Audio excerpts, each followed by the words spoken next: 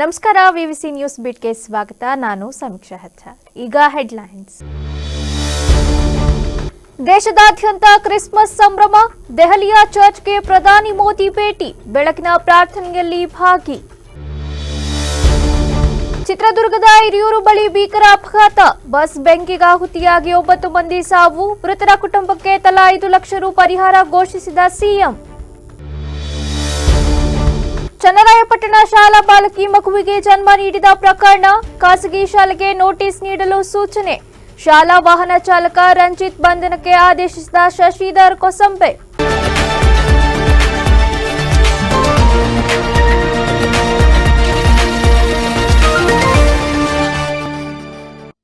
Christmas ಹಿನ್ನೆಲೆಯಲ್ಲಿ ಪ್ರಧಾನಿ ನರೇಂದ್ರ ಮೋದಿ ಇಂದು ಮುಂಜಾನೆ ದೆಹಲಿಯ ಕ್ಯಾಥೆಡ್ರಲ್ ಚರ್ಚ್ ಆಫ್ ದಿ ರಿಡೆಂಪ್ಷನ್ಗೆ ಭೇಟಿ ನೀಡಿ ಪ್ರಾರ್ಥನೆ ಮಾಡಿದರು. ದೆಹಲಿಯ bishop reverend doctor Paul Swaroop ಅವರು ಈ ಸಂದರ್ಭದಲ್ಲಿ ವಿಶೇಷ ಪ್ರಾರ್ಥನೆ ಮಾಡಿದರು. ಮೋದಿ ಭೇಟಿಯ ಸಂದರ್ಭದಲ್ಲಿ ದೆಹಲಿ ಮತ್ತು ಉತ್ತರ ಭಾರತದ ಹಲವು ಕ್ರಿಶ್ಚಿಯನ್ ಬಾಂಧವರು ಭಾಗಿಯಾಗಿದ್ದರು. ಭೇಟಿಯ ನಂತರ ಸಾಮಾಜಿಕ ಜಾಲತಾಣದಲ್ಲಿ ಪೋಸ್ಟ್ ಮಾಡಿದ ಮೋದಿ, ದೆಹಲಿಯ ಕ್ಯಾಥೆಡ್ರಲ್ ಚರ್ಚ್ ಆಫ್ ದಿ ರಿಡೆಂಪ್ಷನ್ನಲ್ಲಿ ಕ್ರಿಸ್ಮಸ್ ಬೆಳಗಿನ ಸೇವೆಯಲ್ಲಿ ಭಾಗವಹಿಸಿದ್ದೆ. ಈ ಸೇವೆಯು ಪ್ರೀತಿ, ಶಾಂತಿ ಮತ್ತು ಕರುಣೆಯ ಸಂದೇಶವನ್ನ ಪ್ರತಿಬಿಂಬಿಸುತ್ತದೆ. ಕ್ರಿಸ್ಮಸ್ನ ಚೈತನ್ಯವು ನಮ್ಮ ಸಮಾಜದಲ್ಲಿ ಸಾಮರಸ್ಯ ಮತ್ತು ಸದ್ಭಾವನೆಯನ್ನ ಪ್ರೇರೇಪಿಸಲಿ. ಯೇಸು ಕ್ರಿಸ್ತನ ಬೋಧನೆಗಳು ನಮ್ಮ ಸಮಾಜದಲ್ಲಿ ಸಾಮರಸ್ಯವನ್ನ ಬಲಪಡಿಸಲಿ. ಎಲ್ಲರಿಗೂ ಕ್ರಿಸ್ಮಸ್ ಹಬ್ಬದ ಶುಭಾಶಯಗಳು ಎಂದು ಪೋಸ್ಟ್ ಮಾಡಿದ್ದಾರೆ. ಚಿತ್ರದುರ್ಗದ ಹಿರಿಯೂರು ತಾಲೂಕಿನ ಗೊರ್ಲತ್ತು ಕ್ರಾಸ್ ಬಳಿ ಭೀಕರ ಬಸ್ ಅಪಘಾತ ಸಂಭವಿಸಿದ್ದು, ಲಾರಿ ಡಿಕ್ಕಿ ಹೊಡೆದ ಪರಿಣಾಮ ಬಸ್ಗೆ ಬೆಂಕಿ ಹೊತ್ತಿಕೊಂಡು 9ಕ್ಕೂ ಹೆಚ್ಚು ಮಂದಿ ಮೃತಪಟ್ಟಿದ್ದಾರೆ. ಚಿತ್ರದುರ್ಗ ಜಿಲ್ಲೆಯ ಹಿರಿಯೂರು ತಾಲೂಕಿನ ಗೊರ್ಲತ್ತು ಕ್ರಾಸ್ ಬಳಿ ಭೀಕರ ರಸ್ತೆ ಅಪಘಾತ ನಡೆದಿದೆ. ಘಟನೆಯಲ್ಲಿ 9ಕ್ಕೂ ಹೆಚ್ಚು ಜನ ಸಾವನ್ನಪ್ಪಿದ್ದಾರೆ. ಲಾರಿಯೊಂದು ಡಿಕ್ಕಿ ಹೊಡೆದ ಪರಿಣಾಮ ಖಾಸಗಿ ಬಸ್ ಒಂದು ಹೊತ್ತಿ ಉರಿದಿದೆ. ಇದೀಗ ಪ್ರಧಾನಿ ಮೋದಿ ಸೇರಿದಂತೆ ಹಲವು ನಾಯಕರು ಸಂತಾಪ ಸೂಚಿಸಿದ್ದು, ರಾಜ್ಯದ ಮುಖ್ಯಮಂತ್ರಿ ಸಿದ್ದರಾಮಯ್ಯ ಕೂಡ ಸಂತಾಪ ಸೂಚಿಸುವುದರ ಜೊತೆಗೆ ಮೃತರ ಕುಟುಂಬಕ್ಕೆ ತಲಾ 5 ಲಕ್ಷ ರು ಪರಿಹಾರ ಜೊತೆಗೆ ಗಾಯಾಳುಗಳಿಗೆ ತಲಾ 50,000 ಪರಿಹಾರ ಘೋಷಿಸಿದ್ದಾರೆ. ಇನ್ನು ಈ ಅಪಘಾತಕ್ಕೆ ಸಂಬಂಧಿಸಿದಂತೆ ಕಾರಣದ ಬಗ್ಗೆ ಸರಿಯಾದ ತನಿಖೆ ನಡೆಸಬೇಕು ಹಾಗೂ ಅಗತ್ಯ ಕ್ರಮಗಳನ್ನು ಕೈಗೊಳ್ಳಲಾಗುವುದು ಎಂದು ತಿಳಿಸಿದ್ದಾರೆ. ಘಟನೆಯಲ್ಲಿ ಗಾಯಗೊಂಡವರು ಆದಷ್ಟು ಶೀಘ್ರ ಗುಣಮುಖರಾಗಲಿ, ಮೃತರ ಆತ್ಮಕ್ಕೆ ಶಾಂತಿ ಲಭಿಸಲಿ ಎಂದು ಮತ್ತೊಮ್ಮೆ ಪ್ರಾರ್ಥಿಸುತ್ತೇನೆ ಎಂದು ಎಕ್ಸ್ ಖಾತೆಯಲ್ಲಿ ಸಂತಾಪ ಸೂಚಿಸಿದ್ದಾರೆ. ಚನ್ನರಾಯಪಟ್ಟಣ ತಾಲೂಕಿನ ಖಾಸಗಿ ಶಾಲೆಯೊಂದರಲ್ಲಿ ಅಪ್ರಾಪ್ತ ಬಾಲಕಿ ಮಗುವಿಗೆ ಜನ್ಮ ನೀಡಿದ ಪ್ರಕರಣಕ್ಕೆ ಸಂಬಂಧಿಸಿದಂತೆ ಕರ್ನಾಟಕ ರಾಜ್ಯ ಮಕ್ಕಳ ಹಕ್ಕುಗಳ ರಕ್ಷಣಾ ಆಯೋಗದ ಅಧ್ಯಕ್ಷ ಶಶಿಧರ್ ಕೊಸಂಬೆ ಅವರು ಶಾಲೆಗೆ ಭೇಟಿ ನೀಡಿ ಪರಿಶೀಲನೆ ನಡೆಸಿದರು. ಶಾಲೆಯ ದಾಖಲಾತಿಗಳಲ್ಲಿ ಹಲವು ನ್ಯೂನತೆಗಳು ಕಂಡುಬಂದ ಹಿನ್ನೆಲೆಯಲ್ಲಿ ತೀವ್ರ ಅಸಮಾಧಾನ ವ್ಯಕ್ತಪಡಿಸಿದ ಅಧ್ಯಕ್ಷರು ಶಾಲೆಗೆ ತಕ್ಷಣ ನೋಟಿಸ್ ನೀಡುವಂತೆ ಜಿಲ್ಲಾಧಿಕಾರಿಗಳಿಗೆ ಸೂಚಿಸಿದರು. ಅಲ್ಲದೆ ಕರ್ತವ್ಯ ಲೋಪವೆಸಗಿದ ಶಿಕ್ಷಣ ಇಲಾಖೆಯ ಬಿಆರ್ಸಿ, ಬಿಆರ್ಪಿ ಹಾಗೂ ಸಿಆರ್ಪಿಗಳ ವಿರುದ್ಧ ಶಿಸ್ತು ಕ್ರಮ ಕೈಗೊಳ್ಳಲು ನಿರ್ದೇಶಿಸಿದರು. ಅಲ್ಲದೆ ಬಾಲಕಿಯ ದೈಹಿಕ ಬದಲಾವಣೆಗಳನ್ನು ಗಮನಿಸುವಲ್ಲಿ ಶಾಲಾ ಮುಖ್ಯಸ್ಥರು, ಶಿಕ್ಷಕರು ಹಾಗೂ ಪೋಷಕರು ಸಂಪೂರ್ಣ ವಿಫಲರಾಗಿದ್ದಾರೆ ಎಂದು ಅವರು ಬೇಸರ ವ್ಯಕ್ತಪಡಿಸಿದರು. ಲೈಂಗಿಕ ದೌರ್ಜನ್ಯ ಎಸಗಿದ ಶಾಲಾ ವಾಹನ ಚಾಲಕ ರಂಜಿತ್ನನ್ನ ಕೂಡಲೇ ಬಂಧಿಸಿ ಆತನ ಹಿನ್ನೆಲೆ ತನಿಖೆ ಮಾಡುವಂತೆ ಡಿವೈಎಸ್ಪಿ ಎನ್ ಕುಮಾರ್ ಅವರಿಗೆ ಸೂಚನೆ ನೀಡಿದರು. ಶಾಲಾ ವಾಹನಗಳಲ್ಲಿ ಸಿಸಿಟಿವಿ ಹಾಗೂ ಮಹಿಳಾ ಸಿಬ್ಬಂದಿ ನೇಮಿಸದ ಹಿನ್ನೆಲೆಯಲ್ಲಿ ಆರ್ಟಿಒ ಅಧಿಕಾರಿಗಳ ಮೂಲಕ ವಿವರಣೆ ಪಡೆಯುವಂತೆ ತಿಳಿಸಿದರು. ಶಾಲಾ ದಾಖಲಾತಿ ಎಲ್ಲ ಗಮನಿಸಿದ್ದಾಗ ಶಾಲಾ ದಾಖಲಾತಿ ಸಹಿತ ಸಕಾಲದಲ್ಲಿ ಕೊಡ್ತಾ ಇಲ್ಲ ಅವರು. ಯಾಕೆ ಅಂದರೆ ಅವ್ರ ಹತ್ರ ದಾಖಲಾತಿ ಇದೆ ಅಥವಾ ಇಲ್ಲ ಅನ್ನೋದ್ರ ಬಗ್ಗೆ ಅನುಮಾನ ಇದೆ. ಬರೀ 1ನೇ ತರಗತಿಯಿಂದ 7ನೇ ತರಗತಿವರೆಗೆ ನೋಂದಣಿ ಮಾಡಿರುವಂಥ ನಮಗೆ ದಾಖಲಾತಿಯನ್ನು ಅವರು ಪಟ್ಟಿದ್ರು. ಆಮೇಲೆ ವ್ಯಾನ್ನಲ್ಲಿ ಕರ್ನಾಟಕ ಮೋಟಾರ್ ಆಕ್ಟ್ 1988 ಮತ್ತು ಸುಪ್ರೀಂ ಕೋರ್ಟ್ನ ಮಾರ್ಗಸೂಚಿಗಳ ಅನ್ವಯ ಕಡ್ಡಾಯವಾಗಿ ಒಂದು ವಾಹನ ಚಾಲಕನಿಗೆ ಕನಿಷ್ಠ ಅವನು ಹೆವಿ ಬ್ಯಾಡ್ಸ್ ತೊಗೊಂಡ್ಮೇಲೆ 5 ವರ್ಷ ಅನುಭವ ಹೊಂದಿರಬೇಕು. ಅಂಥ ವ್ಯಕ್ತಿ ಮಾತ್ರ ನೇಮಕಾತಿ ಮಾಡ್ಕೊಳ್ಳಿಕ್ಕೆ ಅವಕಾಶ ಇದೆ. ಅದೇ ರೀತಿಯಾಗಿ ಪ್ರತಿ ವ್ಯಾನಿನಲ್ಲಿ CCTV ಇನ್ಸ್ಟಾಲೇಷನ್ ಇರಬೇಕು, GPS ಇರಬೇಕು, ಮಕ್ಕಳಿಗೆ ಸರಿಯಾದ ರೀತಿಯಲ್ಲಿ ಶಾಸನದ ವ್ಯವಸ್ಥೆ ಇರಬೇಕು. ಆಮೇಲೆ ಅಲ್ಲಿ ಒಬ್ಬರು ಆಯಾ ಇರಬೇಕು. ಬಟ್ ಈ ವ್ಯಾನ್ನಲ್ಲಿ ಆಯಾನೂ ಇಲ್ಲ, CCTV ಇನ್ಸ್ಟಾಲೇಷನ್ ಇಲ್ಲ, GPS ಇಲ್ಲ. ಅದೆಲ್ಲ ನಮ್ಮ ಸ್ವತಃ RTOರಿಗೆ ಇದ್ರ ಬಗ್ಗೆ ಎಲ್ಲ ನಾವು ಅವರು ಸ್ವತಃ ನೋಡಿದ್ವಿ. ಹೀಗಾಗಿ ಅವರ ಒಂದು RTO ಮುಖಾಂತರ ಅದು ಒಂದು ವಿಶೇಷವಾಗಿ ಸಪ್ರೇಟಾಗಿ ಪ್ರಕರಣ ದಾಖಲು ಮಾಡಲಿಕ್ಕೆ ಈಗಾಗಲೇ ಸೂಚನೆ ಕೊಟ್ಟಿದ್ದೇನೆ. ಅದೇ ರೀತಿಯಾಗಿ ಪ್ರತಿಯೊಂದು ಶಾಲೆಯಲ್ಲಿ ಕಳೆದ 2016ರಿಂದ ಮಕ್ಕಳ ರಕ್ಷಣೆ ನೀತಿ 2016 ಎಲ್ಲ ಕಡೆ ಮಾಡಬೇಕು, ಅನುಷ್ಠಾನ ಮಾಡಬೇಕು. ಈ ಥರದ ಒಂದು ದುರ್ಘಟನೆಗಳಲ್ಲಿ ನಡೆಬಾರದು ಅನ್ನೋ ಒಂದು ಸದುದ್ದೇಶದೊಂದಿಗೆ ನಮ್ಮ ರಾಜ್ಯದಲ್ಲಿ ಪಾಲಿಸಿ ಇದೆ. ಬಟ್ ಈ ಒಂದು ಶಾಲೆಯಲ್ಲಿ ಆ ಪಾಲಿಸಿ ಮಾಡಿರೋದು ಕಂಡು ಬಂದಿಲ್ಲ. ಹೀಗಾಗಿ ಇವೆಲ್ಲ ಆಯಾಮಗಳಲ್ಲಿ ಒಂದು ಮಕ್ಕಳಿಗೆ ಬರೀ ಶಿಕ್ಷಣ ಕೊಡೋದಲ್ಲ, ಮಕ್ಕಳಿಗೆ ಶಿಕ್ಷಣದ ಜೊತೆ ರಕ್ಷಣೆ ಕೊಡಬೇಕಾದಂಥದ್ದು ಎಲ್ಲ ಶಿಕ್ಷಣ ಸಂಸ್ಥೆಗಳ ಒಂದು ಆದ್ಯ ಕರ್ತವ್ಯವಾಗಿದೆ. ಹೀಗಾಗಿ ಇಲ್ಲಿನ CECO ಮತ್ತು CRP ಅವರಿಗೆ ಯಾವ ಕಾರಣಕ್ಕೆ ಇಲ್ಲಿ ಮೇಲಿನ ಮೇಲೆ ಬಂದು ಅವ್ರಿಗೆ ನೋಡ್ತಕ್ಕಂಥದ್ದು, ಗಮನಿಸ್ತಕ್ಕಂಥದ್ದು, ಪರಿಶೀಲನೆ ಮಾಡ್ತಕ್ಕಂಥದ್ದು ವೇಳೆಯಲ್ಲಿ ಅವರು ಸಹ ವಿಫಲರಾಗಿದ್ದಾರೆ. DDP ಅವರಿಗೆ ಸೂಚನೆ ಕೊಟ್ಟಿದ್ದೇನೆ. ಅವರಿಬ್ಬರಿಗೆ ಸೋಕಾಸ್ ನೋಟಿಸ್ ಕೊಟ್ಟು ಯಾವ ಕಾರಣಕ್ಕೆ ಈ ಶಾಲೆಯ ಮೇಲುಸ್ತುವಾರಿ ಮಾಡಲಿ ಅವರು ವಿಫಲರಾಗಿದ್ದಾರೆ, ನೋಂದಣಿ ಮಾಹಿತಿ ಇರ್ಬೋದು, ಮಕ್ಕಳ ರಕ್ಷಣೆ 2016 ಇರ್ಬೋದು, ಆಟದ ಬಗ್ಗೆ ಇರ್ಬೋದು, ಅವೆಲ್ಲವೂ ಕಂಪ್ಲೀಟಾಗಿ ನಾನು DDP ಅವರಿಗೆ ಸೂಚನೆ ಕೊಡ್ತಾ ಇದ್ದೀನಿ. ನಾಳೆ ಸಂಜೆ ಒಳಗೆ ಈ ಶಾಲೆಯ ವಿಸ್ತೃತ ಎಲ್ಲ ವರದಿಯೊಂದಿಗೆ ನಮ್ಮ ಆಯೋಗಕ್ಕೆ ವರದಿ ಸಲ್ಲಿಸಬೇಕು. ಅದೇ ರೀತಿಯಾಗಿ ಈ ಒಂದು ದುರ್ಘಟನೆ ಅಂದರೆ ರಾಜ್ಯದಲ್ಲಿ ಈಗಾಗಲೇ ಕೆಲವೊಂದು ಜಿಲ್ಲೆಗಳಾಗಿದೆ, ಅದೇ ರೀತಿಯಲ್ಲಿ ಇಲ್ಲಾಗಿದ್ದು ಆಯೋಗ ಬಹಳ ಬೇಸರ ವ್ಯಕ್ತಪಡಿಸ್ತಾ ಇದೆ. ಇದಕ್ಕೆ ಪ್ರತಿಯೊಬ್ಬರೂ ಸಹಿತ ಇಲ್ಲಿ ಕೆಲಸ ಕಾರ್ಯ ಮಾಡ್ಕೊಂಡು ಹೋಗ್ತಂಥವ್ರು ಜವಾಬ್ದಾರಿ ಇತ್ತು. ಒಂದು ಸಂಸ್ಥೆಯವರು ಮತ್ತು ಇಲ್ಲಿನ ಮುಖ್ಯ ಗುರುಗಳು ಅವ್ರ ಮೇಲೂ ಸಹಿತ ಕ್ರಮ ಆಗಬೇಕಂತೇಳಿ ನಾನು ನಮ್ಮ ಮಾಧ್ಯಮ ಮುಖಾಂತರ ಹೇಳಿ ಇಚ್ಛೆಪಡಿಸಬೇಕಾಗಿತ್ತು. ಇದರಲ್ಲಿ ನೋಡಿ, ಶಿಕ್ಷಕರು ಗಮನಿಸಬೇಕು, ವರ್ಗ ಶಿಕ್ಷಕರು ಗಮನಿಸಬೇಕು, ಆಮೇಲೆ PE ಟೀಚರ್ ಯಾರಿದ್ದಾರೆ ಗೊತ್ತಿಲ್ಲ ಅವರು ಸಹಿತ ಗಮನಿಸಬೇಕು. ಅದೇ ರೀತಿ ಆ ಕುಟುಂಬದವರು ಸಹಿತ ಗಮನಿಸಬೇಕು. ಒಂದು ಮಗು, ಆ ಮಗುವಿನ ಚಲನವಲನವನ್ನು ಗಮನಿಸಬೇಕಾದಂತೂ ಇವತ್ತಿನ ದಿನಮಾನದಲ್ಲಿ ತುರ್ತಾಗತ್ಯತೆ ಇದೆ. ಯಾಕಂದರೆ ಭಾಳಷ್ಟು ಕಡೆ ಈ ಥರದ ಒಂದು ಅಹಿತಕರ ಘಟನೆಗಳು ಎಲ್ಲ ಕಡೆ ನಡೀತಾ ಇದ್ದಾವೆ.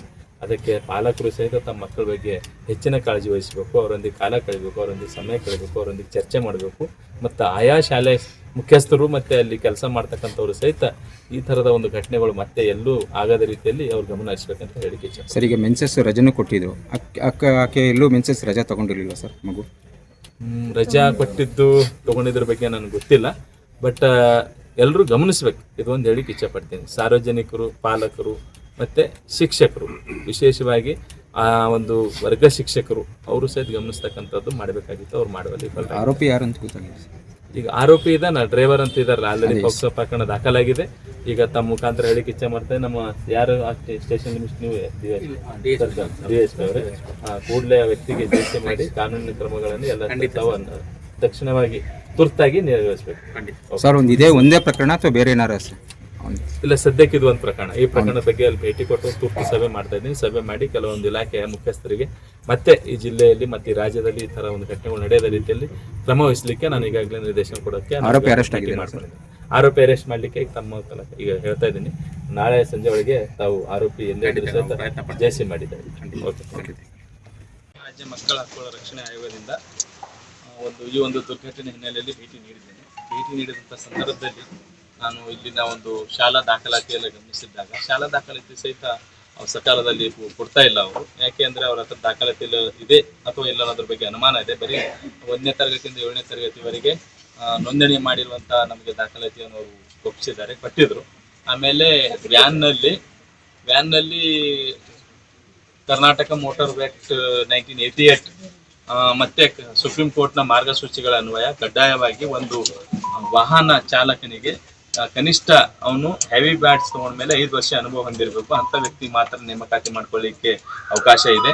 ಅದೇ ರೀತಿಯಾಗಿ ಪ್ರತಿ ವ್ಯಾನಿನಲ್ಲಿ CCTV ಇನ್ಸ್ಟಾಲೇಷನ್ ಇರಬೇಕು, GPS ಇರಬೇಕು, ಮಕ್ಕಳಿಗೆ ಸರಿಯಾದ ರೀತಿಯಲ್ಲಿ ಶಾಸನ ವ್ಯವಸ್ಥೆ ಇರಬೇಕು. ಆಮೇಲೆ ಅಲ್ಲಿ ಒಬ್ಬರು ಆಯಾ ಇರಬೇಕು. ಬಟ್ ಈ ವ್ಯಾನ್ನಲ್ಲಿ ಆಯಾನೂ ಇಲ್ಲ, CCTV ಇನ್ಸ್ಟಾಲೇಷನ್ ಇಲ್ಲ, GPS ಇಲ್ಲ. ಅದೆಲ್ಲ ನಮ್ಮ ಸ್ವತಃ RTO ಅವರಿಗೆ ಇದ್ರ ಬಗ್ಗೆ ಎಲ್ಲ ನಾವು ಅವರು ಸ್ವತಃ ನೋಡಿದ್ವಿ. ಹೀಗಾಗಿ ಅವರ ಒಂದು RTO ಮುಖಾಂತರ ಅದು ಒಂದು ವಿಶೇಷವಾಗಿ ಸಪ್ರೇಟ್ ಆಗಿ ಪ್ರಕರಣ ದಾಖಲು ಮಾಡಲಿಕ್ಕೆ ಈಗಲೇ ಸೂಚನೆ ಕೊಟ್ಟಿದ್ದೇನೆ. ಅದೇ ರೀತಿಯಾಗಿ ಪ್ರತಿಯೊಂದು ಶಾಲೆಯಲ್ಲಿ ಕಳೆದ 2016ರಿಂದ ಮಕ್ಕಳ ರಕ್ಷಣೆ ನೀತಿ 2016 ಎಲ್ಲ ಕಡೆ ಮಾಡಬೇಕು, ಅನುಷ್ಠಾನ ಮಾಡಬೇಕು. ಈ ಥರದ ಒಂದು ದುರ್ಘಟನೆಗಳು ಎಲ್ಲಿ ನಡಿಬಾರದು ಅನ್ನೋ ಒಂದು ಸದುದ್ದೇಶದೊಂದಿಗೆ ನಮ್ಮ ರಾಜ್ಯದಲ್ಲಿ ಪಾಲಿಸಿ ಇದೆ. ಬಟ್ ಈ ಒಂದು ಶಾಲೆಯಲ್ಲಿ ಆ ಪಾಲಿಸಿ ಮಾಡಿರೋದು ಕಂಡು ಬಂದಿಲ್ಲ. ಹೀಗಾಗಿ ಇವೆಲ್ಲ ಆಯಾಮಗಳಲ್ಲಿ ಒಂದು ಮಕ್ಕಳಿಗೆ ಬರೀ ಶಿಕ್ಷಣ ಕೊಡೋದಲ್ಲ, ಮಕ್ಕಳಿಗೆ ಶಿಕ್ಷಣದ ಜೊತೆ ರಕ್ಷಣೆ ಕೊಡಬೇಕಾದಂಥದ್ದು ಎಲ್ಲ ಶಿಕ್ಷಣ ಸಂಸ್ಥೆಗಳ ಒಂದು ಆದ್ಯ ಕರ್ತವ್ಯವಾಗಿದೆ. ಹೀಗಾಗಿ ಇಲ್ಲಿನ CECO ಮತ್ತು CRP ಅವರಿಗೆ ಯಾವ ಕಾರಣಕ್ಕೆ ಅಲ್ಲಿ ಮೇಲಿನ ಮೇಲೆ ಬಂದು ಅವ್ರಿಗೆ ನೋಡ್ತಕ್ಕಂಥದ್ದು, ಗಮನಿಸ್ತಕ್ಕಂಥದ್ದು, ಪರಿಶೀಲನೆ ಮಾಡ್ತಕ್ಕಂಥದ್ದು ವೇಳೆಯಲ್ಲಿ ಅವರು ಸಹ ವಿಫಲರಾಗಿದ್ದಾರೆ. DDP ಅವರಿಗೆ ಸೂಚನೆ ಕೊಟ್ಟಿದ್ದೇನೆ. ಅವರಿಬ್ಬರಿಗೆ ಸೋಕಾಸ್ ನೋಟಿಸ್ ಕೊಟ್ಟು ಯಾವ ಕಾರಣಕ್ಕೆ ಈ ಶಾಲೆಯ ಮೇಲುಸ್ತುವಾರಿ ಮಾಡಲಿ ಅವರು ವಿಫಲರಾಗಿದ್ದಾರೆ, ನೋಂದಣಿ ಮಾಹಿತಿ ಇರ್ಬೋದು, ಮಕ್ಕಳ ರಕ್ಷಣೆ 2016 ಇರ್ಬೋದು, ಆಟದ ಬಗ್ಗೆ ಇರ್ಬೋದು, ಅವೆಲ್ಲವೂ ಕಂಪ್ಲೀಟ್ ಆಗಿ ನಾನು DDP ಅವರಿಗೆ ಸೂಚನೆ ಕೊಡ್ತಾ ಇದ್ದೀನಿ. ನಾಳೆ ಸಂಜೆ ಒಳಗೆ ಈ ಶಾಲೆಯ ವಿಸ್ತೃತ ಎಲ್ಲ ವರದಿಯೊಂದಿಗೆ ನಮ್ಮ ಆಯೋಗಕ್ಕೆ ವರದಿ ಸಲ್ಲಿಸಬೇಕು. ಅದೇ ರೀತಿಯಾಗಿ ಈ ಒಂದು ದುರ್ಘಟನೆ ಅಂದರೆ ರಾಜ್ಯದಲ್ಲಿ ಈಗಾಗಲೇ ಕೆಲವೊಂದು ಜಿಲ್ಲೆಗಳಾಗಿದೆ, ಅದೇ ರೀತಿಯಲ್ಲಿ ಇಲ್ಲಾಗಿದ್ದು ಆಯೋಗ ಬಹಳ ಬೇಸರ ವ್ಯಕ್ತಪಡಿಸ್ತಾ ಇದೆ. ಇದಕ್ಕೆ ಪ್ರತಿಯೊಬ್ಬರೂ ಸಹಿತ ಇಲ್ಲಿ ಕೆಲಸ ಕಾರ್ಯ ಮಾಡ್ಕೊಂಡು ಹೋಗ್ತಂಥವ್ರು ಜವಾಬ್ದಾರಿ ಇತ್ತು. ಒಂದು ಸಂಸ್ಥೆಯವರು ಮತ್ತು ಇಲ್ಲಿನ ಮುಖ್ಯ ಗುರುಗಳು ಅವ್ರ ಮೇಲೂ ಸಹಿತ ಕ್ರಮ ಆಗಬೇಕಂತೇಳಿ ನಾನು ನಮ್ಮ ಮಾಧ್ಯಮ ಮುಖಾಂತರ ಹೇಳಿಕ್ಕೆ ಇಚ್ಛೆಪಡ್ತೀನಿ. ಸರ್, ಇದು ಮೇಲ್ನೋಟಕ್ಕೆ ಎಷ್ಟು ತಿಂಗಳಿಂದ ಮಾಹಿತಿ ಇರಲಿಲ್ಲ ಸರ್ ಶಿಕ್ಷಕರಿಗೆ. ಗಮನಿಸಬೇಕಾಗಿತ್ತು. ಇದರಲ್ಲಿ ನೋಡಿ, ಶಿಕ್ಷಕರು ಗಮನಿಸಬೇಕು, ವರ್ಗ ಶಿಕ್ಷಕರು ಗಮನಿಸಬೇಕು, ಆಮೇಲೆ ಪಿ ಟೀಚರ್ ಯಾರಿದ್ದಾರೆ ಗೊತ್ತಿಲ್ಲ ಅವರು ಸಹಿತ ಗಮನಿಸಬೇಕು. ಅದೇ ರೀತಿ ಆ ಕುಟುಂಬದವರು ಸಹಿತ ಗಮನಿಸಬೇಕು. ಒಂದು ಮಗು, ಆ ಮಗುವಿನ ಚಲನವನ್ನು ಗಮನಿಸಬೇಕಾದಂಥದ್ದು ಇವತ್ತಿನ ದಿನಮಾನದಲ್ಲಿ ತುರ್ತಾಗತ್ಯತೆ ಇದೆ. ಯಾಕಂದ್ರೆ ಬಹಳಷ್ಟು ಕಡೆ ಈ ಥರದ ಒಂದು ಅಹಿತಕರ ಘಟನೆಗಳು ಎಲ್ಲ ಕಡೆ ನಡೀತಾ ಇದ್ದಾವೆ. ಅದಕ್ಕೆ ಪಾಲಕರು ಸಹಿತ ತಮ್ಮ ಮಕ್ಕಳ ಬಗ್ಗೆ ಹೆಚ್ಚಿನ ಕಾಳಜಿ ವಹಿಸಬೇಕು, ಅವರೊಂದಿಗೆ ಕಾಲ ಕಳೆಯಬೇಕು, ಅವರೊಂದಿಗೆ ಸಮಯ ಕಳೆಯಬೇಕು, ಅವರೊಂದಿಗೆ ಚರ್ಚೆ ಮಾಡಬೇಕು. ಮತ್ತು ಆಯಾ ಶಾಲೆ ಮುಖ್ಯಸ್ಥರು ಮತ್ತೆ ಅಲ್ಲಿ ಕೆಲಸ ಮಾಡ್ತಕ್ಕಂಥವ್ರು ಸಹಿತ ಈ ಥರದ ಒಂದು ಘಟನೆಗಳು ಮತ್ತೆ ಎಲ್ಲೂ ಆಗದ ರೀತಿಯಲ್ಲಿ ಅವ್ರು ಗಮನ ಹರಿಸಬೇಕಂತ ಹೇಳಿ ಸರ್. ಈಗ ಮೆನ್ಸಸ್ ರಜೆನೂ ಕೊಟ್ಟಿದ್ರು, ಆಕೆ ಎಲ್ಲೂ ಮೆನ್ಸಸ್ ರಜೆ ತಗೊಂಡಿರಲಿಲ್ಲ ಸರ್. ರಜಾ ಕೊಟ್ಟಿದ್ದು ತಗೊಂಡಿದ್ರ ಬಗ್ಗೆ ನನ್ಗೆ ಗೊತ್ತಿಲ್ಲ, ಬಟ್ ಎಲ್ಲರೂ ಗಮನಿಸ್ಬೇಕು. ಇದೊಂದು ಹೇಳಿಕ್ಕೆ ಇಚ್ಛೆ ಪಡ್ತೀನಿ. ಸಾರ್ವಜನಿಕರು, ಪಾಲಕರು ಮತ್ತೆ ಶಿಕ್ಷಕರು, ವಿಶೇಷವಾಗಿ ಆ ಒಂದು ವರ್ಗ ಶಿಕ್ಷಕರು ಅವರು ಸಹಿತ ಗಮನಿಸ್ತಕ್ಕಂಥದ್ದು ಮಾಡಬೇಕಾಗಿತ್ತು. ಅವ್ರು ಮಾಡೋದು. ಆರೋಪಿ ಯಾರು? ಈಗ ಆರೋಪಿ ಇದ್ದಾನ, ಡ್ರೈವರ್ ಅಂತ ಇದ್ದಾರೆ. ಆಲ್ರೆಡಿ ಪೋಕ್ಸೋ ಪ್ರಕರಣ ದಾಖಲಾಗಿದೆ.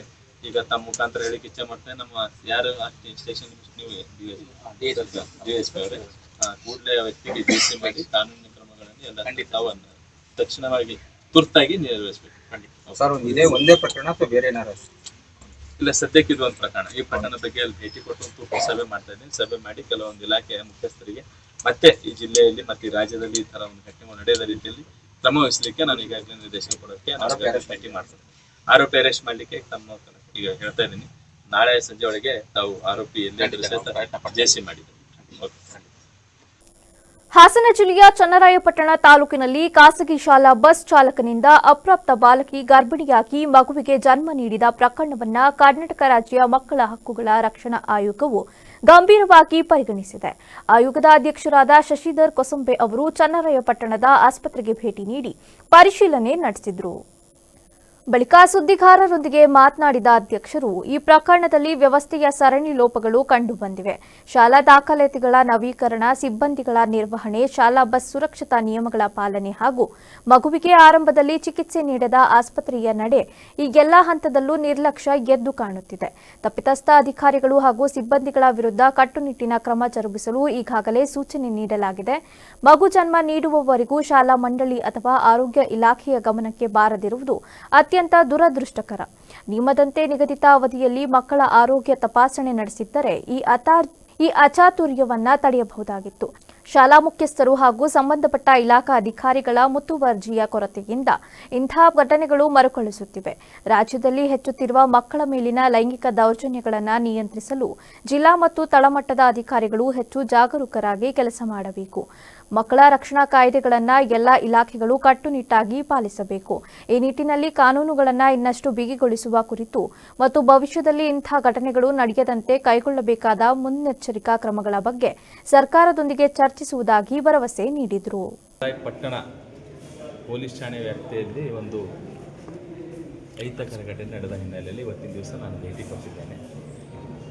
ಚನ್ನರಾಯಪಟ್ಟಣದ ಪ್ರದೇಶದಲ್ಲಿರ್ತಕ್ಕಂಥ ಒಂದು ಶಾಲೆಗೆ ಈಗಾಗಲೇ ಭೇಟಿ ಕೊಟ್ಟು ಆ ಒಂದು ಶಾಲೆಯ ಮಾನ್ಯತೆ ಇರ್ಬೋದು, ನವೀಕರಣ ಇರ್ಬೋದು, ಮತ್ತು ಆ ಶಾಲೆಯಲ್ಲಿ ಮಕ್ಕಳ ರಕ್ಷಣಾ ನೀತಿ 2016 ಅನುಷ್ಠಾನ ಮಾಡದೇ ಇರೋದ್ರ ಬಗ್ಗೆ, ಮತ್ತು ಕರ್ನಾಟಕ ಮೋಟಾರ್ ವಾಹನ ಕಾಯ್ದೆ 1988 ಮತ್ತು ಸುಪ್ರೀಂ ಕೋರ್ಟ್ ಮಾರ್ಗಸೂಚಿಗಳ ಪಾಲನೆ ಮಾಡದಿರುವುದನ್ನು ಸಹಿತ ನಾನು ಈಗಾಗಲೇ ಗಮನಿಸಿದ್ದೇನೆ. ಅಲ್ಲಿ RTO ಅಧಿಕಾರಿಗಳು ಸಹಿತ ಬಂದಿದ್ದರು. ಹೀಗಾಗಿ ಪ್ರತ್ಯೇಕವಾಗಿ ಒಂದು ವಾಹನ ವ್ಯವಸ್ಥೆ ಇರ್ತಕ್ಕಂಥ ಶಾಲೆ ಕಾಲೇಜುಗಳಲ್ಲಿ ಏನೆಲ್ಲ ಮಾರ್ಗಸೂಚಿಗಳು ಪಾಲಿಸಬೇಕು ಅನ್ನೋದು ಸ್ಪಷ್ಟವಾದಂಥ ಮಾರ್ಗಸೂಚಿಗಳು ಸುಪ್ರೀಂ ಕೋರ್ಟ್ ಆ್ಯಂಡ್ ಆ್ಯಕ್ಟ್ ಪ್ರಕಾರ ಇದೆ. ಹೀಗಾಗಿ ಆ ಒಂದು ವಾಹನದಲ್ಲಿ CCTV ಇನ್ಸ್ಟಾಲೇಷನ್ ಇಲ್ಲ, GPS ಇಲ್ಲ. ಅದೇ ರೀತಿಯಾಗಿ ಆ ಒಂದು ಒಬ್ಬ ವ್ಯಕ್ತಿ ಒಂದು ಸಂಸ್ಥೆಗೆ ಒಂದು ಡ್ರೈವರ್ ಚಾಲಕನಾಗಿ ಸೇರಬೇಕಾದ್ರೆ ಹ್ಯಾವಿ ಬ್ಯಾಡ್ಸ್ ಬಂದಂಥ ವ್ಯಕ್ತಿ 5 ವರ್ಷ ಅನುಭವ ಇರ್ಬೋದು. 5 ವರ್ಷ ಅನುಭವ ಇದ್ದಂಥವ್ರಿಗೆ ಮಾತ್ರ ತೊಗೊಳ್ಳಿಕ್ಕೆ ನಿಯಮಗಳ ಅಡಿಯಲ್ಲಿ ಅವಕಾಶ ಇದೆ. ಆದರೆ ಅದು ಇವಾಗ ತೊಗೊಂಡಿದ್ದ 1 ವರ್ಷವೂ ಇನ್ನೂ ಪರಿಪೂರ್ಣ ಆಗಿಲ್ಲ. ಹೀಗಾಗಿ ಆ ಒಂದು ಶಾಲೆಯಲ್ಲಿದ್ದಂಥವರು ಗಮನಿಸಬೇಕಾಗಿತ್ತು. ಈ ಮಗುವಿನ ಚಲನವನ್ನದ ಬಗ್ಗೆ ಅವರು ಗಮನಿಸಿಲ್ಲ. ಮತ್ತು ಶಾಲಾ ಆವರಣದಲ್ಲಿ ನಾನು ಹೋದೆ, ಶಾಲೆಯೆಲ್ಲ ಪರಿಶೀಲನೆ ಮಾಡಿದೆ. ಸ್ವಲ್ಪ ಶಾಲೆ ಆಡಳಿತ ಮಂಡಳಿಯವ್ರದ್ದು ನಿರ್ಲಕ್ಷ್ಯ ಎದ್ದು ಕಾಣಿಸ್ತಾ ಇದೆ. ನಮ್ಮ DDP ಅವರಿಗೆ ಹೇಳಿದ್ದೀನಿ, ನಾನು ಈಗಾಗಲೇ ಸೂಚನೆ ಕೊಟ್ಟಿದ್ದೇನೆ. ಆ ಒಂದು ಸಂಬಂಧಪಟ್ಟಂಥ ಅಲ್ಲಿನ CRP ಇರ್ಬೋದು, ECOಗಳು ಇರ್ಬೋದು, ಆ ಶಾಲೆ ಮೇಲಿನ ಮೇಲೆ ಭೇಟಿ ಕೊಟ್ಟು ಅವರು ಮೇಲುಸ್ತುವಾರಿ ಮಾಡುವಲ್ಲಿ ಅವರು ವಿಫಲರಾಗಿದ್ದಾರೆ. ಅವರಿಗೆ ಇಬ್ಬರಿಗೂ ಸಹಿತ ಸೋಕಾಸ್ ನೋಟಿಸ್ ಕೊಡಬೇಕಂತೇಳಿ ನಾನು ಈಗಾಗಲೇ ನಿರ್ದೇಶನ ಕೊಟ್ಟಿದ್ದೇನೆ. ಅದೇ ರೀತಿಯಾಗಿ ಆ ಶಾಲೆಯ ಪ್ರತಿಯೊಂದು ದಾಖಲಾತಿಗಳನ್ನು ನಾಳೆ ಸಂಜೆ ಒಳಗೆ ವಿಸ್ತೃತವಾದಂಥ ಅವರು ವರದಿ ಭೇಟಿ ಕೊಟ್ಟು ವರದಿ ಕೊಡಬೇಕಂತಕ್ಕಂಥ ಸೂಚನೆ ಕೊಟ್ಟಿದ್ದೇನೆ. ಅದೇ ರೀತಿಯಾಗಿ ನಮ್ಮ ರಾಜ್ಯದ ಮಾನ್ಯ ಮುಖ್ಯಮಂತ್ರಿಗಳು ಕಳೆದ 2 ವರ್ಷಗಳಿಂದ ಎಲ್ಲ ಜಿಲ್ಲೆಯ ಜಿಲ್ಲಾಧಿಕಾರಿಗಳ ಮತ್ತು ಮುಖ್ಯ ಕಾರ್ಯನಿರ್ವಾಹಕ ಅಧಿಕಾರಿಗಳ ಸಭೆ ಕರೆಯುವ ಮೂಲಕ ವಿಶೇಷವಾಗಿ ಈ ಬಾಲ ಗರ್ಭಿಣಿಯರ ಬಗ್ಗೆ, ಪೋಕ್ಸೋ ಕಾಯ್ದೆ ಬಗ್ಗೆ, ಬಾಲ್ಯ ನಿಷೇಧ ಕಾಯ್ದೆ ಬಗ್ಗೆ, ಅಪೌಷ್ಟಿಕತೆ ಬಗ್ಗೆ ಎಲ್ಲ ಇಂಥ ವಿಷಯಗಳನ್ನು ನಮ್ಮ ರಾಜ್ಯದಲ್ಲಿ ಸರಿಯಾದ ರೀತಿಯಲ್ಲಿ ನಾವು ನಿಯಂತ್ರಣ ಮಾಡಬೇಕು, ಇಂಥ ಯಾವುದೇ ಅಹಿತಕರ ಘಟನೆಗಳು ನಡೀಬಾರ್ದು ಅನ್ನೋ ಸದುದ್ದೇಶದೊಂದಿಗೆ ಸತತ ಸಭೆ ಕೂಡ ಮಾಡ್ತಾ ಇದ್ದಾರೆ. ಆ ತಳಮಟ್ಟದಲ್ಲಿ ಕೆಲಸ ಮಾಡ್ತಕ್ಕಂಥವರು ಇನ್ನಷ್ಟು ಪರಿಣಾಮಕಾರಿ ಕೆಲಸ ಕಾರ್ಯ ಮಾಡಬೇಕಾಗಿದೆ. ರಾಜ್ಯದಲ್ಲಿ ಕೊಪ್ಪಳ ಜಿಲ್ಲೆ, ಯಾದಗಿರಿ ಜಿಲ್ಲೆ, ಆಮೇಲೆ ಶಿವಮೊಗ್ಗ, ಬಾಗಲಕೋಟು, ಬೆಂಗಳೂರು ಗ್ರಾಮಾಂತರ ನಿನ್ನ ಸಭೆ ಮಾಡಿದೆ. ಆ ಒಂದು ಸಭೆ ಮಾಡಿದಂಥ ಸಂದರ್ಭದಲ್ಲೂ ಒಂದು 10ನೇ ತರಗತಿಯ ಮಗು ಬಾಲಗರ್ಭಿಣಿಯಾಗಿರುವಂಥದ್ದು ಪ್ರಸಂಗ ಬೆಳಕಿಗೆ ಬಂತು. ಇವತ್ತಿನ ದಿವಸ ಹಾಸನದಲ್ಲಿದೆ. ಇದು ನಾಗರಿಕ ಸಮಾಜ ತಲೆ ತಗ್ಗಿಸುವ ಒಂದು ಘಟನೆ ನಡೆದಿದೆ. ಹೀಗಾಗಿ ಆಯೋಗ ಈ ಒಂದು ಘಟನೆ ಬಗ್ಗೆ ಬಹಳ ತೀವ್ರ ಕಳವಳ ವ್ಯಕ್ತಪಡಿಸ್ತಾ ಇದೆ. ಯಾವುದೇ ಕಾರಣಕ್ಕೂ ಮುಂದಿನ ದಿನಮಾನದಲ್ಲಿ ನಮ್ಮ ಎಲ್ಲ ಶಿಕ್ಷಣ ಇಲಾಖೆ, ಸಮಾಜ ಕಲ್ಯಾಣ ಇಲಾಖೆ, DCM, ಮೈನಾರಿಟಿ, ST ಮತ್ತು ಆರೋಗ್ಯ ಇಲಾಖೆ ವಿಶೇಷವಾಗಿ ಸುತ್ತಲೇ ಇದೆ. ಕಡ್ಡಾಯವಾಗಿ ಪ್ರತಿ ತಿಂಗಳು ಶಾಲಾ ಕಾಲೇಜುಗಳಿಗೆ, ವಸತಿ ನಿಲಯಗಳಿಗೆ, ವಿದ್ಯಾರ್ಥಿ ನಿಲಯಗಳಿಗೆ ಭೇಟಿ ಕೊಟ್ಟು ವಿಶೇಷ ವಿದ್ಯಾರ್ಥಿನಿಯರ ಒಂದು ಆರೋಗ್ಯ ವೈದ್ಯಕೀಯ ತಪಾಸಣೆ ಮಾಡಬೇಕು ಅಂತಕ್ಕಂಥ ಸ್ಪಷ್ಟ ಸುತ್ತೋಲೆ ಇದೆ. ಆದರೂ ಸಹಿತ ಇಷ್ಟು ದಿವಸಗಳ ಕಾಲ ಒಂದು ಮಗು ಗರ್ಭಿಣಿಯಾಗಿ ಹೆರಿಗೆ ಆಗುತ್ತೆ ಅಂದರೆ ಒಂದು ವ್ಯವಸ್ಥೆಯಲ್ಲಿ ಕೆಲಸ ಮಾಡ್ತಕ್ಕಂಥವರು ಒಂದು ನಿರ್ಲಕ್ಷ್ಯ ಎದ್ದು ಕಾಣಿಸ್ತಾ ಇದೆ. ಹೀಗಾಗಿ ಈ ಒಂದು ಪ್ರಕರಣವನ್ನು ರಾಜ್ಯ ಮಕ್ಕಳ ಹಕ್ಕುಗಳ ಆಯೋಗ ಸ್ವಯಂ ಪ್ರೇರಿತವಾಗಿ ಪ್ರಕರಣ ದಾಖಲು ಮಾಡಿಕೊಂಡಿದೆ. ನಾವು ಅದನ್ನು ವರದಿ ಕೇಳಿದ್ವಿ. ವರದಿ ಬಂದ ತಕ್ಷಣ ಯಾವ ಕಾರಣದಿಂದ ಯಾವ ಇಲಾಖೆಯ ಲೋಪದೋಷಗಳಿಂದ ಈ ಒಂದು ಘಟನೆ ನಡೆದಿದೆ ಅನ್ನೋದ್ರ ಬಗ್ಗೆ ಮಾಹಿತಿ ಕಲೆ ಹಾಕ್ಕೊಂಡು ನಾವು ವಿಚಾರಣೆ ಪಡಿಸಿ ಮುಂದೆ ಸೂಕ್ತ ಕ್ರಮಕ್ಕೆ ಸರ್ಕಾರಕ್ಕೆ ಶಿಫಾರಸು ಮಾಡ್ತೀವಿ. ಈ ಪ್ರಕರಣದಲ್ಲಿ ಮಕ್ಕಳ ಹಕ್ಕುಗಳು ರಕ್ಷಣೆ ಆಗಿಲ್ಲ ಅಂತ ಒಂದು, ಇನ್ನೊಂದು ಕಡೆ ಹೆಣ್ಣು ಮಕ್ಕಳಿಗೆ ಸರಿಯಾಗಿ ಭದ್ರತೆ ಕೊಟ್ಟಿಲ್ಲ ಅಂತಕ್ಕಂಥ ಕೂಡ ತಾವು ಗಮನಿಸ್ತೀರಂಗೆ ಶಾಲೆ ನಿರ್ಲಕ್ಷ್ಯತೆ ಇದೆ ಅಂತ. ಹೌದು, ಇದರಲ್ಲಿ ಕುಟುಂಬದವ್ರದ್ದು ಮತ್ತು ಶಾಲಾಡಳಿತ ಮಂಡಳಿಯವ್ರದ್ದು ಇಬ್ಬರದ್ದು ಜವಾಬ್ದಾರಿ ಇದೆ. ಇಬ್ಬರು ಎಲ್ಲೋ ಒಂದು ಕಡೆ ಎಡವಿದ್ದಾರೆ. ಆಮೇಲೆ ಅವ್ರು ಗಮನಿಸಬೇಕಾಗಿತ್ತು. ಶಿಕ್ಷಕರು ಇರ್ಬೋದು, ವರ್ಗ ಶಿಕ್ಷಕರು ಇರ್ಬೋದು, PE ಟೀಚರ್ ಇರ್ಬೋದು, ನೋಡಬೇಕು ಮಗುವಿನ ಚಲನವಲನ ಬಗ್ಗೆ ಗಮನಿಸಬೇಕು. ಅಂದರೆ ಸೂಕ್ಷ್ಮತೆ ಇರಬೇಕು. ಶಾಲಾ ನಡೆಸ್ತಕ್ಕಂಥವ್ರು, ಶಾಲೆಯಲ್ಲಿ ಕೆಲಸ ಮಾಡ್ತಕ್ಕಂಥವ್ರು, ಶಿಕ್ಷಕರು ಪ್ರತಿಯೊಬ್ಬರು ಸಹಿತ ಪ್ರತಿಯೊಂದು ಇಂಥ ಘಟನೆಗಳು ಮೇಲಿನ ಮೇಲೆ ನಡೀತಾ ಇದ್ದಾಗ ಎಚ್ಚೆತ್ಕೊಂಡು ಮಗುವಿಗೆ ರಕ್ಷಣೆ ಮಾಡಬೇಕಾಗಿತ್ತು. ಅದರಲ್ಲಿ ಅವರು ಸ್ವಲ್ಪ ವಿಫಲರಾಗಿದ್ದಾರೆ. ಹೀಗಾಗಿ ಆ ವಿಷಯದ ಬಗ್ಗೆ ನಾವು ಈಗಾಗಲೇ ದೂರು ದಾಖಲಿಸ್ಕೊಂಡಿದ್ದೀವಿ. ಅದನ್ನು ನಾವು ವರದಿ ಪಡ್ಕೊಂಡು ನಾವು ಸೂಕ್ತ ಕ್ರಮಕ್ಕೆ ಮುಂದಾಗ್ತೀವಿ. ಸರ್, ನೀವೇ ಹೇಳಿದರೆ ಸುಪ್ರೀಂ ಕೋರ್ಟ್ ಗೈಡ್ಲೈನ್ಸ್ನ ವೈಲೇಷನ್ ಆಗಿದೆ, ಸರ್ಕಾರದ ಕೆಲವೊಂದು ಸುತ್ತೋಲೆಗಳು ನಿಯಮಗಳನ್ನ ಪಾಲನೆ ಮಾಡಿಲ್ಲ ಅಂತೇಳಿ. ಅದೆಲ್ಲ ಮಾಡದಿರುವಾಗೂ ಕೂಡ ಅವ್ರ ಶಾಲೆ ನವೀಕರಣ ಹೇಗಾಗುತ್ತೆ, ಶಿಕ್ಷಣ ಇಲಾಖೆ ಜವಾಬ್ದಾರಿ ಇಲ್ವಾಗಿದೆ. ಹೌದು, ನಾ ಆ ವಿಷಯವನ್ನು ಇಟ್ಕೊಂಡೇ RTO ಅವರಿಗೂ ಹೇಳಿದ್ದೀನಿ. ಅವೆಲ್ಲ ಸುಪ್ರೀಂ ಕೋರ್ಟ್ ಮಾರ್ಗಸೂಚಿ ಮತ್ತು ಕರ್ನಾಟಕ ಮೋಟಾರ್ ವಾಹನ ಕಾಯ್ದೆ 1988ನ ಉಲ್ಲಂಘನೆ ಮಾಡಿದ್ದಾರೆ. ನೀವು ಪ್ರತ್ಯೇಕವಾದ ಪ್ರಕರಣ ದಾಖಲಿಸಬೇಕಂತೂ ಕೂಡ ನಾನು ಸೂಚನೆ ಕೊಟ್ಟಿದ್ದೇನೆ. ಮತ್ತು DDP ಅವರಿಗೆ ಹೇಳಿದ್ದೇನೆ, ಪ್ರತಿಯೊಂದು ವಿಷಯಗಳ ಬಗ್ಗೆ ವಿಸ್ತೃತವಾದಂಥ ಸಮಗ್ರ ವರದಿ ಕೊಡಬೇಕು. ಅವ್ರ ವರದಿ ಯಾವ ರೀತಿ ಕೊಡ್ತಾರೆ, ಅವ್ರು ವರದಿ ಕೊಡ್ತಕ್ಕಂಥ ವರದಿಯನ್ನು ಆಧರಿಸಿ ನಾವು ಸೂಕ್ತ ಕ್ರಮಕ್ಕೆ ಮುಂದಾಗ್ತೀವಿ. ಆಮೇಲೆ ಆ ಒಂದು ಚನ್ನರಾಯಪಟ್ಟಣದಲ್ಲಿ ಆಸ್ಪತ್ರೆಯಲ್ಲಿ ಗ್ಯಾಸ್ ಲೈಫ್ ಆಸ್ಪತ್ರೆ, ಆ ಆಸ್ಪತ್ರೆಯಲ್ಲಿ ಈ ಒಂದು ಮಗುವಿನ ಹೆರಿಗೆ ಆಗಿದೆ. ಪೋಕ್ಸೋ ಕಾಯ್ದೆ 2012 ಸೆಕ್ಷನ್ 19 ಸಬ್-ಕ್ಲಾಸ್ 1 ಪ್ರಕಾರ ಯಾವುದೇ ಈ ಒಂದು ಮಗು ಈ ಥರ ಮೈನರ್ ಮಗುವಿಗೆ ಗರ್ಭಧಾರಣೆ ಆಗಿದ್ದಿರ್ಬೋದು, ಹೆರಿಗೆ ಆಗಿದ್ದಿರ್ಬೋದು, ಆ ವಿಷಯದ ಬಗ್ಗೆ ಸಂಬಂಧಪಟ್ಟಂಥ ಪೊಲೀಸ್ ಠಾಣೆಗೆ SJPUಗೆ ಅವರು ಮಾಹಿತಿ ಕೊಡಬೇಕು. ಹೀಗಾಗಿ ಅವರು ಮಾಹಿತಿ ಕೊಡುವಲ್ಲಿ ವಿಫಲರಾಗಿದ್ದಾರೆ. ನಮ್ಮ ಮಾನ್ಯ ಇಲ್ಲಿ ಹೆಚ್ಚುವರಿ ನಮ್ಮ ಪೊಲೀಸ್ ವರಿಷ್ಠಾಧಿಕಾರಿಗಳಿದ್ದಾರೆ, ತಮ್ಮ ಮೂಲಕ್ಕೆ ಹೇಳಿಕ್ಕೆ ಇಚ್ಛೆಪಡ್ತಾ ಇದ್ದೀನಿ. ಆ ಆಸ್ಪತ್ರೆ ಮೇಲೆ ಅವರು ಯಾರಲ್ಲಿ ವೈದ್ಯರಿದ್ದಾರೆ ಅವ್ರ ಮೇಲೆ ಸೆಕ್ಷನ್ 21 ಪ್ರಕಾರ ಕಾನೂನಿನ ಪ್ರಕಾರ ಕ್ರಮ ತಗೊಳ್ಳಿಕ್ಕೆ ಅವಕಾಶ ಇದೆ. ತಾವು ನಾಳೆ ಸಂಜೆವರೆಗೆ ಆ ಕ್ರಮ ತಗೊಂಡು ಆಯೋಗ ವರದಿ ಸಲ್ಲಿಸಬೇಕು. ಅದೇ ರೀತಿ ಆ ಪ್ರಮುಖ ಆರೋಪಿಯನ್ನು ಸಹಿತ ತಾವು ನಾಳೆ ಬಂಧನ ಪರೀಕ್ಷೆ ಒಳಪಡಿಸಿ ಮತ್ತು ಕಾನೂನಿನ ಕ್ರಮಗಳು ಯಾವ್ಯಾವ ರೀತಿಯೆಲ್ಲ ತಗೊಳ್ಬೇಕು ಅನ್ನೋದು ತ್ವರಿತಗತಿಯಲ್ಲಿ ತಾವು ದಯವಿಟ್ಟು ನಾಳೆ ಸಂಜೆವರೆಗೆ ತೊಗೊಂಡು ಆಯೋಗ ವರದಿ ಸಲ್ಲಿಸಬೇಕು. 2 ವಿಷಯಗಳು.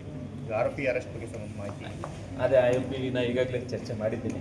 ಹಿರಿಯೂರು ಬಳಿ ಸಂಭವಿಸಿದ ಭೀಕರ ಬಸ್ ಅಪಘಾತದಲ್ಲಿ ಹಾಸನದ ಚನ್ನರಾಯಪಟ್ಟಣ ಮೂಲದ 2 ಯುವತಿಯರು ಕಣ್ಮರೆಯಾಗಿದ್ದಾರೆ. ಚನ್ನರಾಯಪಟ್ಟಣ ತಾಲೂಕಿನ ಅಂಕನಹಳ್ಳಿಯ ನವ್ಯ ಹಾಗೂ ಚನ್ನರಾಯಪಟ್ಟಣ ನಗರದ ಮಾನಸ ಕಣ್ಮರೆಯಾಗಿದ್ದಾರೆ. ಇಬ್ಬರು ಹಾಸನ ನಗರದ ಎಂಜಿನಿಯರಿಂಗ್ ಕಾಲೇಜಿನಲ್ಲಿ ಒಟ್ಟಿಗೆ ಇಂಜಿನಿಯರಿಂಗ್ ಮುಗಿಸಿದ್ದರು. ಬಳಿಕ ಬೆಂಗಳೂರಿನಲ್ಲಿ ಎಂಟೆಕ್ ಮುಗಿಸಿ ಸಾಫ್ಟ್ವೇರ್ ಎಂಜಿನಿಯರ್ ಆಗಿ ಕೆಲಸ ಮಾಡುತ್ತಿದ್ದರು. ಬೆಂಗಳೂರಿನಿಂದ ಬುಧವಾರ ರಾತ್ರಿ ಸ್ನೇಹಿತೆ ಮಿಲನ ಜೊತೆ ಬಸ್ ಹತ್ತಿ ಹೊರಟಿದ್ದರು. ಮಿಲನ ಗಾಯಗೊಂಡಿದ್ದು ಚಿಕಿತ್ಸೆ ಪಡೆಯುತ್ತಿದ್ದಾರೆ. ಉಳಿದ ಇಬ್ಬರು ಕಣ್ಮರೆಯಾಗಿದ್ದಾರೆ. ಮಗಳನ್ನ ಕಾಣದೆ ಪೋಷಕರ ಆಕ್ರಂದನ ಮುಗಿಲು ಮುಟ್ಟಿದ್ದು, ಮಗಳ ಎಲ್ಲಿ ಹೋದಮ್ಮ ಎಂದು ನವ್ಯ ತಂದೆ ಮಂಜಪ್ಪ ಕಣ್ಣೀರಿಟ್ಟಿದ್ದಾರೆ. ಮೈಸೂರು ಶ್ರೀ ಚಾಮರಾಜೇಂದ್ರ ಮೃಗಾಲಯದಲ್ಲಿ ಹೆಣ್ಣು ಮರಿ ಮೃತಪಟ್ಟಿದೆ. ಅನಾರೋಗ್ಯದಿಂದ ಬಳಲುತ್ತಿದ್ದ ತಾಯಮ್ಮ ಪ್ರಾಣ ಬಿಟ್ಟಿದೆ. ತಾಯಮ್ಮಗೆ 4 ವರ್ಷ 10 ತಿಂಗಳು ಆಗಿತ್ತು. 2021ರಲ್ಲಿ ಬಂಡೀಪುರದಿಂದ ರಕ್ಷಿಸಿ ಮೈಸೂರಿಗೆ ತರಲಾಗಿತ್ತು. ಇತ್ತೀಚೆಗೆ ಅನಾರೋಗ್ಯದಿಂದ ಆಹಾರ ತ್ಯಜಿಸಿತ್ತು. ಚಿಕಿತ್ಸೆ ನಡುವೆಯೂ ಆರೋಗ್ಯ ಸ್ಥಿತಿ ಗಂಭೀರವಾಗುತ್ತಲೇ ಹೋಗಿತ್ತು. ಕೊನೆಗೂ ಚಿಕಿತ್ಸೆ ಫಲಿಸದೆ ಹುಲಿ ಮೃತಪಟ್ಟಿದೆ ಎಂದು ಮೈಸೂರು ಮೃಗಾಲಯ ಅಧಿಕೃತವಾಗಿ ಮಾಹಿತಿ ನೀಡಿದ್ದು, ಮೈಸೂರು ಮೃಗಾಲಯಕ್ಕೆ ಭೇಟಿ ನೀಡುವ ಪ್ರವಾಸಿಗರಿಗೆ ತಾಯಮ್ಮನ ದರ್ಶನ ಇನ್ಮುಂದೆ ಸಿಗದಂತಾಗಿದೆ. ಕಳೆದ 2-3 ದಿನಗಳಿಂದ ನವಲಗುಂದ ತಾಲೂಕಿನ ಜಿಲ್ಲಾ ಪಂಚಾಯತ್ ಕಚೇರಿ ಮುಂಭಾಗದಲ್ಲಿ ನಡೆಯುತ್ತಿರುವ ಗುತ್ತಿಗೆದಾರರ ಸತ್ಯಾಗ್ರಹವು ಸಾರ್ವಜನಿಕರಲ್ಲಿ ತೀವ್ರ ಗೊಂದಲ ಮೂಡಿಸಿದೆ. ಗುತ್ತಿಗೆದಾರರು 2 ಪ್ರತ್ಯೇಕ ಬಣಗಳಾಗಿ ಪ್ರತಿಭಟನೆ ನಡೆಸುತ್ತಿರುವುದು ಕುತೂಹಲಕ್ಕೆ ಕಾರಣವಾಗಿದೆ. ಒಂದು ಬಣದ ಗುತ್ತಿಗೆದಾರರು ಸರ್ಕಾರ ಹಾಗೂ ಸ್ಥಳೀಯ ಶಾಸಕರ ವಿರುದ್ಧ ಆಕ್ರೋಶ ವ್ಯಕ್ತಪಡಿಸಿದ್ದು, ರಾಜ್ಯದಲ್ಲಿ ಗ್ಯಾರಂಟಿ ಸರ್ಕಾರ ಬಂದ ಮೇಲೆ ನಮಗೆ ಯಾವುದೇ ಕಾಮಗಾರಿಗಳನ್ನು ನೀಡದೆ ಮಲತಾಯಿ ಧೋರಣೆ ಅನುಸರಿಸುತ್ತಿದೆ. ನಮ್ಮ ಕುಟುಂಬಗಳು ಈ ವೃತ್ತಿಯನ್ನೇ ನಂಬಿವೆ. ಶಾಸಕರಿಗೆ ಹಾಗೂ ಅಧಿಕಾರಿಗಳಿಗೆ 10 ಬಾರಿ ಮನವಿ ಮಾಡಿದ್ರೂ ನಮ್ಮನ್ನ ಕಡೆಗಣಿಸಲಾಗಿದೆ ಎಂದು ಆರೋಪಿಸಿದ್ದಾರೆ. ಸರ್ವೇ ಸಾಮಾನ್ಯವಾಗಿ ಏನಿರ್ತದಂದ್ರೆ ಆಡಳಿತ ನಡೆಸುವಂಥ ಜನಪ್ರತಿನಿಧಿಗಳು ಹಿಂದೂ 2018ರಿಂದ 23ವರೆಗೂ ಅವಾಗೂ ತಾಲೂಕ್ ಪಂಚಾಯತಿ ಸದಸ್ಯರಿಲ್ಲದ ಟೈಮ್ನಾಗ ಆಗಿನ ಇರ್ತಕ್ಕಂಥ ಶಾಸಕರು ಅವ್ರ ಪಾರ್ಟಿ ಅವರಿಗೆ ಕೊಟ್ಟಾರ ಕಾಮಗಾರಿ. ಅದೇ ಥರನ ಈ ಸದ್ಯ ಇರ್ತಕ್ಕಂಥ ಶಾಸಕರು ಅವ್ರ ಕೆಲಸ ಏನು ಮಾಡ್ಯಾರಲ್ಲ ಅವ್ರಿಗೆ ಕೊಡಕ್ಕೆ ಅವ್ರ ಮುಂದೆ ಬಂದು ಕೆಲಸ ಹಂಚ್ಯಾರ. ಈಗ 2022ರಾಗ ಶಂಕರ್ ಪಾಟೀಲ್ ಮುನೇನಕೊಪ್ಪ ಅಂತೇಳಿ ಈ ನವಲಗುಂದ ವಿಧಾನಸಭಾ ಕ್ಷೇತ್ರ ಶಾಸಕರಿದ್ರು. ಅವರಿಗೆ ಕಾಮಗಾರಿ ಕೇಳಕ್ಕೆ ನಾವು ಹೋದಾಗ ಏನು ಹೇಳಿದ್ರು, SC ಮತ್ತು ST ಗುತ್ತಿಗೆದಾರ ಹೋದಾಗ ಏನು ಹೇಳಿದ್ರು, ನಿಮ್ಮ ಅಜ್ಜಾರು ಏನು ಮಾಡ್ತಿದ್ರು, ನಿಮ್ಮ ಅಪ್ಪಾರು ಏನು ಮಾಡ್ತಿದ್ರು, ನೀವು ಈ ಮಟ್ಟಕ್ಕೆ ಬಂದಿರಿ ಅಂತ ಹೇಳಿದ್ರು. ಮತ್ತು ಅಂಥವ್ರು ಬೇಕೋ ಅಥವಾ ಎಲ್ಲರೂ. ಇನ್ನು ಇದಕ್ಕೆ ಪ್ರತಿಯಾಗಿ ಮತ್ತೊಂದು ಬಣದ ಗುತ್ತಿಗೆದಾರರು ಪ್ರತಿಭಟನೆ ನಡೆಸಿ, ಹಿಂದಿನ ಬಿಜೆಪಿ ಸರ್ಕಾರದಲ್ಲಿ ಶಂಕರ ಪಾಟೀಲ್ ಮುನಿಯನಕೊಪ್ಪ ಅವರು ಶಾಸಕರಾಗಿದ್ದಲು ಇದೇ ರೀತಿ ಕಡೆಗಣನೆ ನಡೆದಿತ್ತು. ಈಗಿನ ಗುತ್ತಿಗೆದಾರರು ಸಹೋದರರಂತೆ ಸಹಕರಿಸಿಕೊಂಡು ಹೋಗಬೇಕಿದೆ ಎಂಬ ಅಭಿಪ್ರಾಯ ವ್ಯಕ್ತಪಡಿಸಿದ್ದಾರೆ. ಪರಸ್ಪರ ಪೈಪೋಟಿಯಂತೆ ನಡೆಸುತ್ತಿರುವ ಈ ಸತ್ಯಾಗ್ರಹದ ಹಿಂದೆ ರಾಜಕೀಯ ಉದ್ದೇಶವಿದೆಯೇ ಎಂಬ ಅನುಮಾನ ಕ್ಷೇತ್ರದಾದ್ಯಂತ ಚರ್ಚೆಗೆ ಗ್ರಾಸವಾಗಿದೆ. ಯಲ್ಲಪ್ಪ ದುಂದೂರ್ ಅಂತೇಳಿ ನಾನು ಕ್ಲಾಸ್ 2 ಗುತ್ತಿಗೆದಾರ. ಸತತ 8-10 ವರ್ಷಗಳಿಂದ ನಾನು ಗುತ್ತಿಗೆದಾರರ ಕೆಲಸವನ್ನು ಅವಲಂಬಿತವಾಗಿ ನಮ್ಮ ಕುಟುಂಬವನ್ನು ಸಾಗಿಸುವಂತ ಬಂದೀವಿ. ಇಲ್ಲಿವರೆಗೂ ನಮ್ಗೆ ಯಾವುದೇ ಥರದ ಈ ಥರ ಭಿನ್ನವಾದ ಇದ್ದಿದ್ದಿಲ್ಲ. ಇವತ್ತೇನಾಗ್ಬಿಟ್ಟೈತೆ ಅಂದ್ರೆ ಕೇವಲ ಒಂದು ವರ್ಗದವರಿಗೆ ಕೆಲಸವನ್ನು ಕೊಡುವಂಥ ಪ್ರಕ್ರಿಯೆ ಆಗೈತಿ. ಅದರ ಮೇಲಾಗಿ ಈಗ ಸುಮಾರು ನವಲಗುಂದ ವಿಧಾನಸಭಾ ಕ್ಷೇತ್ರ ಒಂದು 200 ಜನ ಗುತ್ತಿಗೆದಾರ ಅದಾರಂದ್ರೆ ಎಲ್ಲರಿಗೂ ಕಾಮಗಾರಿಯನ್ನು ಬಂದಂಥ ಅನುದಾನ ಹಂಚಿಬಿಟ್ಟಿದ್ರೆ ನಮ್ಗೆ ಯಾರೂ ಬೀದಿಗೆ ಬರ್ತಿದ್ದಿಲ್ಲ.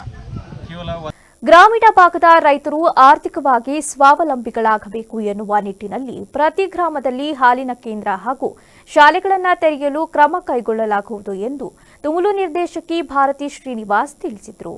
ಗುಬ್ಬಿ ತಾಲೂಕಿನ ಪತ್ಯಪ್ಪನಪಾಳ್ಯ ಗ್ರಾಮದಲ್ಲಿ ನಂದಿನಿ ಹಾಲಿನ ಮಹಿಳಾ ಉಪಕೇಂದ್ರವನ್ನು ಉದ್ಘಾಟಿಸಿ ಮಾತನಾಡಿದ ಅವರು, ಹಾಲು ಹಾಕುವ ರೈತ ಮೃತಪಟ್ಟರೆ 50,000 ರು, ಹಸು ಮರಣ ಹೊಂದಿದರೆ 70,000 ರು ಹಾಗೂ ಬಣವೆ ಸುಟ್ಟು ಹೋದರೆ 10,000 ರು ಪರಿಹಾರ ನೀಡಲಾಗುವುದು. ಜೊತೆಗೆ ರೈತರ ಮಕ್ಕಳ ವಿದ್ಯಾಭ್ಯಾಸಕ್ಕೆ ಆರ್ಥಿಕ ನೆರವು ನೀಡಲಾಗುತ್ತಿದೆ. ರೈತರು ದೂರದ ಊರುಗಳಿಗೆ ಅಲಿಯುವುದನ್ನು ತಪ್ಪಿಸಲು ಪ್ರತಿ 2 ಕಿಲೋಮೀಟರ್ ವ್ಯಾಪ್ತಿಯಲ್ಲಿ ಉಪಕೇಂದ್ರಗಳನ್ನು ತೆರೆಯಲಾಗುತ್ತಿದೆ. ಪತ್ಯಪ್ಪನಪಾಳ್ಯ ಗ್ರಾಮಕ್ಕೆ ಸಿಸಿ ರಸ್ತೆ ಹಾಗೂ ದೇವಸ್ಥಾನಕ್ಕೆ ಈಗಾಗಲೇ ಅನುದಾನ ನೀಡಲಾಗಿದ್ದು, ಹಾಲಿನ ಡೈರಿ ನಿರ್ಮಾಣಕ್ಕೆ ಜಾಗ ನೀಡಿದರೆ ಹೆಚ್ಚಿನ ಸೌಲಭ್ಯ ಒದಗಿಸುವುದಾಗಿ ಭರವಸೆ ನೀಡಿದ್ರು. ನಿಮ್ ಮನೆ ಖರ್ಚು ಆಗೋಯ್ತವ, ಖರ್ಚಿಂದ ಮೇಂಟೈನ್ ಮಾಡತ್ತದು, ನಿಮ್ ಮಕ್ಕಳು ಸಾಕತ್ತೆ, ನಿಮ್ ಸಂಸಾರ ಸಾಕತ್ತೆ. ಒಂದು ಡೈರಿ, ಅದಕ್ಕೆ ಪ್ರತಿ ಊರಲ್ಲೂ ಒಂದು ಹಾಸ್ಪಿಟಲ್ ಹೆಂಗಿರ್ಬೇಕು, ಒಂದು ಡೈರಿ ಹೆಂಗಿರ್ಬೇಕು, ಒಂದು ದೇವಸ್ಥಾನ ಹೆಂಗಿರ್ಬೇಕು, ಒಂದು ಶಾಲೆ ಹೆಂಗಿರ್ಬೇಕು, ಹಾಗೆ ಒಂದು ಲೈಬ್ರರಿ ಮತ್ತೆ ಒಂದು ಡೈರಿ ಇರಬೇಕು ಅಂತ ನನ್ನ ಇಚ್ಛೆ. ಹಾಗಾಗಿ ಅದಕ್ಕೆ ನಾವು ಜಾಸ್ತಿ ಒತ್ತು ಕೊಟ್ಟು ಕೆಲಸ ಮಾಡ್ತಾ ಇದ್ದೀವಿ. ಮಕ್ಕಳನ್ನ ಒಳ್ಳೆದಾಗಿ ತಗೊಂಡೋಗುವಾಗ ನಮ್ಗೆ ಲೈಬ್ರರಿ ಹೆಂಗೆ ಇಂಪಾರ್ಟೆಂಟ್ ಆಗುತ್ತೋ ಹಾಗೆ ಅಟ್ಲೀಸ್ಟ್ ಗಂಡ ಕುಟುಂಬದ ಜವಾಬ್ದಾರಿನ ತಗೊಂಡಿಲ್ಲ ಅಂದಾಗ ಅಥವಾ ತಗೊಂಡಿದ್ರೂ ಸಹಿತ ಒಬ್ಬ ರೈತರಿಗೆ, ಯಾರು ರೈತರೆಲ್ಲ ತುಂಬಾ ಶ್ರೀಮಂತರಿರಲ್ಲ, ನಿಮ್ಗೆಲ್ಲ ಗೊತ್ತಿರುವಂತದ್ದೇ. ಅವತ್ತಿನ ಅವ್ರಿಗೆ ಹೆಂಗಪ್ಪ ಅನ್ನೋದು ಮಳೆ ಇದರಲ್ಲಿ ಹವಾಮಾನದ ವೈಪರೀತ್ಯಗಳಲ್ಲಿ. ಕಾರ್ಯಕ್ರಮದಲ್ಲಿ ಗ್ರಾಮ ಪಂಚಾಯಿತಿ ಸದಸ್ಯರು ಮತ್ತು ಅಧಿಕಾರಿಗಳು ಉಪಸ್ಥಿತರಿದ್ದರು. ಈಗ ಮತ್ತೊಮ್ಮೆ ಹೆಡ್ಲೈನ್ಸ್. ದೇಶದಾದ್ಯಂತ ಕ್ರಿಸ್ಮಸ್ ಸಂಭ್ರಮ, ದೆಹಲಿಯ ಚರ್ಚ್ಗೆ ಪ್ರಧಾನಿ ಮೋದಿ ಭೇಟಿ, ಬೆಳಕಿನ ಪ್ರಾರ್ಥನೆಯಲ್ಲಿ ಭಾಗಿ. ಚಿತ್ರದುರ್ಗದ ಹಿರಿಯೂರು ಬಳಿ ಭೀಕರ ಅಪಘಾತ, ಬಸ್ ಬೆಂಕಿಗಾಹುತಿಯಾಗಿ 9 ಮಂದಿ ಸಾವು, ಮೃತರ ಕುಟುಂಬಕ್ಕೆ ತಲಾ 5 ಲಕ್ಷ ರು ಪರಿಹಾರ ಘೋಷಿಸಿದ ಸಿಎಂ. ಚನ್ನರಾಯಪಟ್ಟಣ ಶಾಲಾ ಬಾಲಕಿ ಮಗುವಿಗೆ ಜನ್ಮ ನೀಡಿದ ಪ್ರಕರಣ, ಖಾಸಗಿ ಶಾಲೆಗೆ ನೋಟಿಸ್ ನೀಡಲು ಸೂಚನೆ, ಶಾಲಾ ವಾಹನ ಚಾಲಕ ರಂಜಿತ್ ಬಂಧನಕ್ಕೆ ಆದೇಶಿಸಿದ ಶಶಿಧರ್ ಕೊಸಂಬೆ. ಕ್ಷಣ ಕ್ಷಣದ ಸುದ್ದಿಗಾಗಿ ನೋಡ್ತಾ ಇರಿ ವಿವಿಸಿ ಟಿವಿ, ಸತ್ಯದ ಕಡೆ ನಮ್ಮ ನಡೆ.